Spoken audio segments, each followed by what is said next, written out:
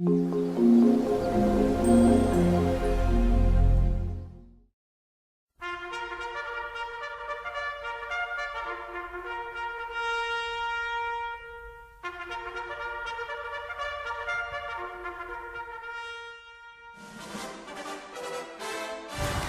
afternoon, ladies and gentlemen, and welcome to the 24th Annual Marine Detachment Fort Lee Chesty Puller Run Ceremony. Early this morning, the Marines of the detachment embarked on a 62.5-mile relay run from Fort Lee, Virginia to Saluda, Virginia, culminating with a motivational formation run ending here at Christ Church. This event has become a tradition with the Marine Detachment to honor one of the most decorated Marines in the history of the Marine Corps, Lieutenant General Louis Burwell Chesty Puller. Marines and guests, I am so glad that you are here with me today to honor the most decorated Marine in our 242-year Marine Corps history.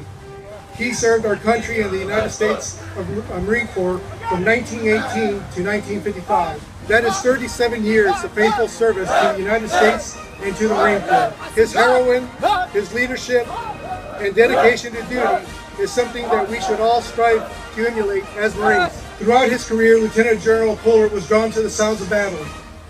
He served heroically in Haiti, Nicaragua, the Second World War, and the Korean War. He was recognized for his valor, receiving 5 Navy Crosses, an Army Distinguished Service Cross, the Silver Star, 2 Legions of Merit with Combat V, the Bronze Star with Combat V, 3 Air Medals, the Purple Heart, the Good Conduct Medal with 1 Service Star, and numerous campaign medals and service ribbons. The frigate Louis B. Puller, FFSG-23, was named after him. The headquarters building for the 2nd Fleet Anti-Terrorism Security Force in Yorktown, Virginia was named in his honor. Route 33 was named in his honor as well. We ran by his marker today. 10 November 2005, the U.S. Postal Service issued its Distinguished Marine stamps, in which Lieutenant General was honored as well. If Lieutenant General Puller was here with us today, I believe he would be proud of our Marine Corps. I would tell him about the great Marines we have serving our Corps today, and I know that my staff and instructors are proud to be part of educating and shaping our young Marines that are standing here today with us. I have no doubt in my mind that when these young Marines depart the Marine Corps Detachment at Fort Lee, Virginia, they will be ready for service in the operating forces and eager for worldwide deployment. We continue to be our country's force in readiness, America's 911 force, serving our country around the world when and wherever we are needed. We have sworn to protect our great nation, and we are ready for the call. We will serve in every time and every place. We won't let you down, Chesty. Ladies and gentlemen, the commanding officer, along with the Sergeant Major, will now lay wreaths in honor of Lieutenant General Puller and his wife, Virginia. Let us raise our glasses in a toast to honor his legacy of brave service, outstanding leadership, and unbending commitment to Marines. To Chesty Puller. To Chesty Puller!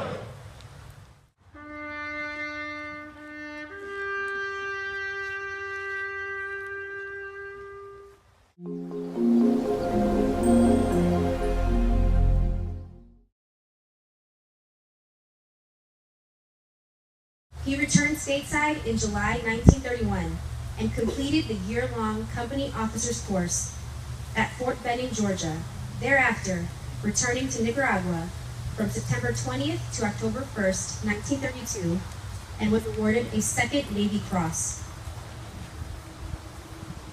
After his service in Nicaragua, Puller was assigned to the Marine Detachment at the American Legation in Beijing, China, commanding a unit of China Marines.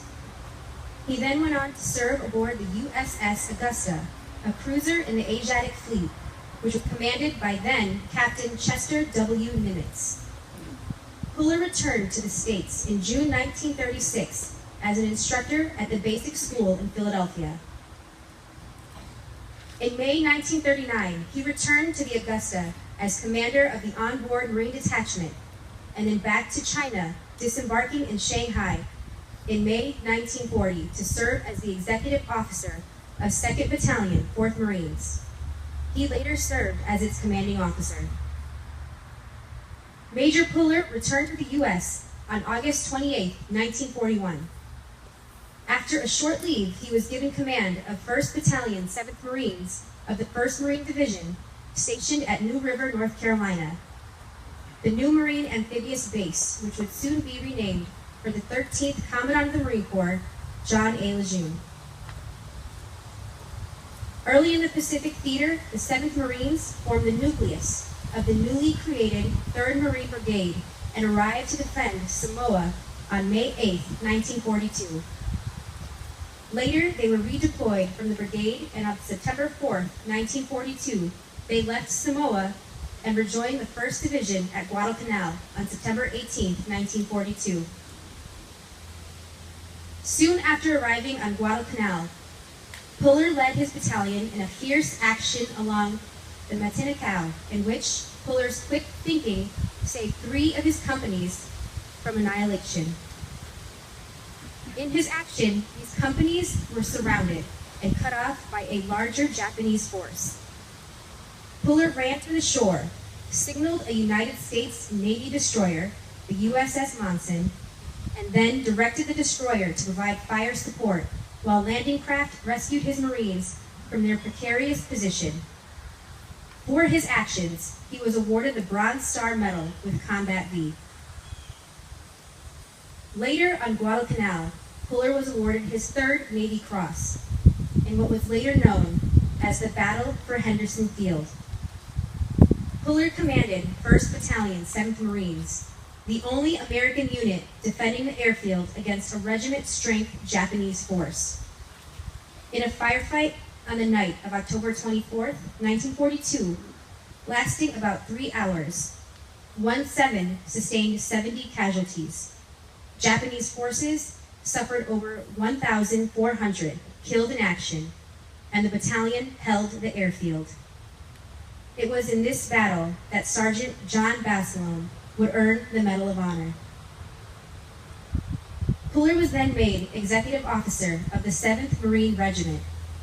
While serving in this capacity at Cape Gloucester, Puller was awarded his 4th Navy Cross for overall performance of duty between December 26, 1943 and January 19, 1944. During this time, when the battalion commanders of 3rd Battalion, 7th Marines, and later 3rd Battalion, 5th Marines, while under heavy machine gun and mortar fire, he expertly reorganized the battalion and led a successful attack against heavily fortified Japanese defensive positions. He was promoted to colonel effective February 1st, 1944, and by the end of the month had been named commander of the 1st Marine Regiment. Colonel Puller would lead the 1st Marines into the protracted battle on Peleliu, one of the bloodiest battles in Marine Corps history, during September and October 1944, where he was awarded his 1st Legion of Merit. During the summer of 1944, Puller's younger brother, Samuel D. Puller, the executive officer of the 4th Marine Regiment, was killed by a sniper on Guam. Puller returned to the United States in November 1944 and was named executive officer of the Infantry Training Regiment at Camp Lejeune, and 2 weeks later, commanding officer. After the war, he was made director of the 8th Reserve District in New Orleans, and later commanded the Marine Barracks at Pearl Harbor.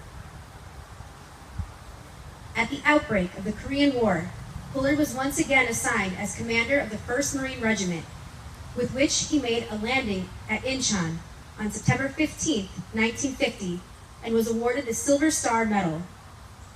For leadership from September 15th to November 2nd, he was awarded his 2nd Legion of Merit. He was awarded the Distinguished Service Cross from the Army for actions from November 29th to December 5th of that same year, and his 5th Navy Cross for action during December 5th through the 10th at the Battle of Chosin Reservoir. It was during that battle when he made the famous quote, "We've been looking for the enemy for some time now. We finally found him. We're surrounded." That simplifies things.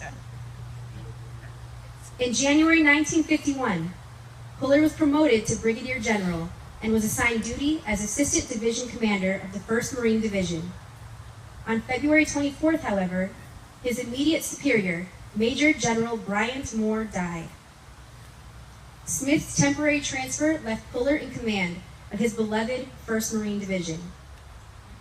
Puller would serve as Assistant Division Commander until he completed his tour of duty and left for the United States on May 20th, 1951. General Puller subsequently received promotions to Major General and Lieutenant General and served in various command capacities until he suffered a stroke from high blood pressure and was forced to retire in 1955. He requested a return to service in 1966 to fight in Vietnam, but was refused because of his age. Lieutenant General Puller died on October 11, 1971, at the age of 73. He was buried here in Saluda, Virginia.